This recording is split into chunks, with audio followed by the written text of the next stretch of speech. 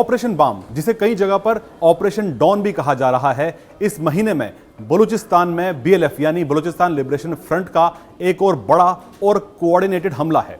BLF एक Baloch rebel group है जो पाकिस्तान से बलूचिस्तान की आज़ादी के लिए लड़ाई लड़ रहा है।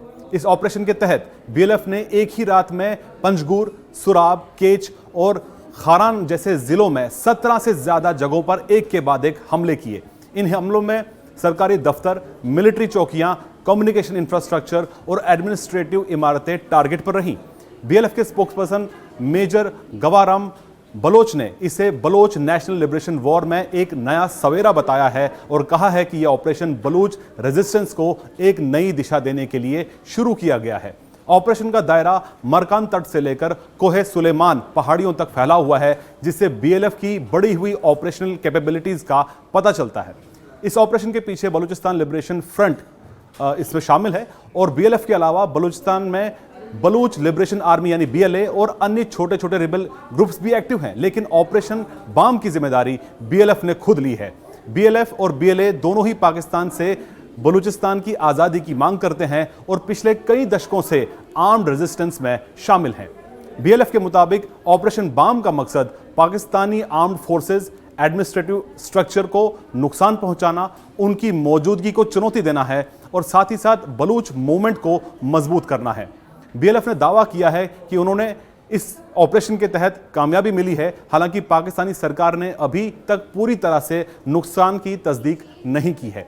सूत्रों के मुताबिक इन हमलों में कुछ इलाकों में कम्युनिकेशन चैनल्स पूरी तरह से ठप हो चुके हैं, एडमिनिस्ट्रेटिव कामकाज पर बड़ा असर हुआ है और आर्म्ड फोर्सेस की चौकियों को भारी नुकसान पहुंचा है। हालांकि पाकिस्तानी आर्मी ने इन हमलों के बाद बड़े पैमाने पर तलाशी और जवाबी कार्रवाई शुरू कर दी है, जिससे यह साफ है कि बीएलएफ की कार्रवाई ने पाकिस्तानी फोर्सेस को जरूर चुनौती दे दी है।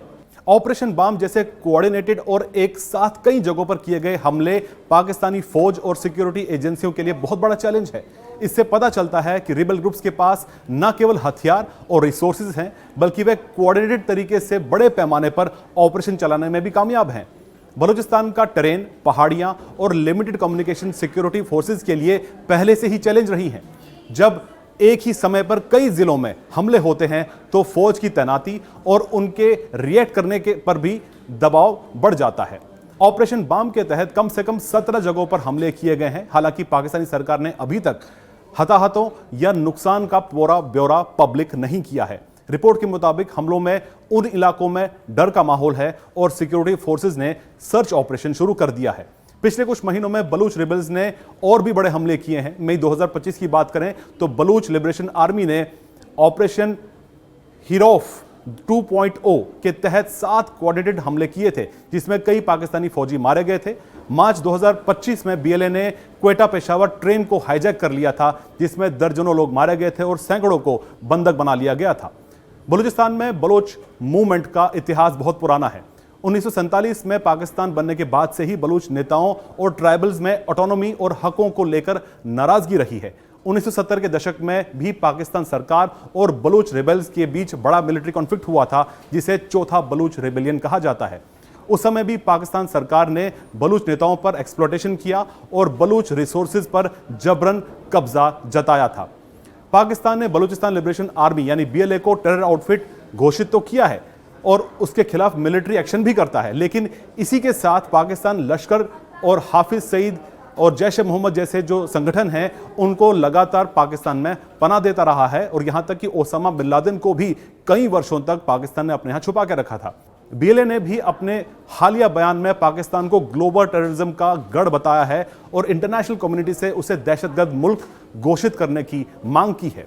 पाकिस्तान का यह डबल स्टैंडर्ड इंटरनेशनल लेवल पर तनकीद का विषय बना हुआ है, जहां एक तरफ कुछ ग्रुप्स को टेररिस्ट करार दिया जाता है, लेकिन दूसरी तरफ खुद टेरर आउटफिट्स को पनाह देता है पाकिस्तान और उनका इस्तेमाल स्टेट पॉलिसी के तौर पर किया जाता है।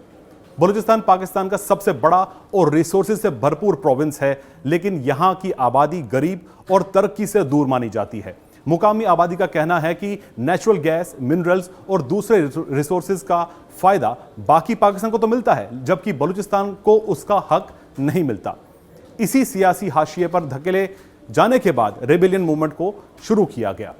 पाकिस्तानी सिक्योरिटी फोर्सेज की तरफ से बार बार की जाने वाली military action, human right violation और पॉलिटिकल वैक्यूम ने हाल के सालों में तशद्दुद को और बढ़ा दिया है। कई बार रिबेल ग्रुप्स ने सरकारी ऑफिशियल्स और सिक्योरिटी फोर्सेस को निशाना बनाया है, जिससे बलूचिस्तान में तशद्दुद का माहौल बना रहता है।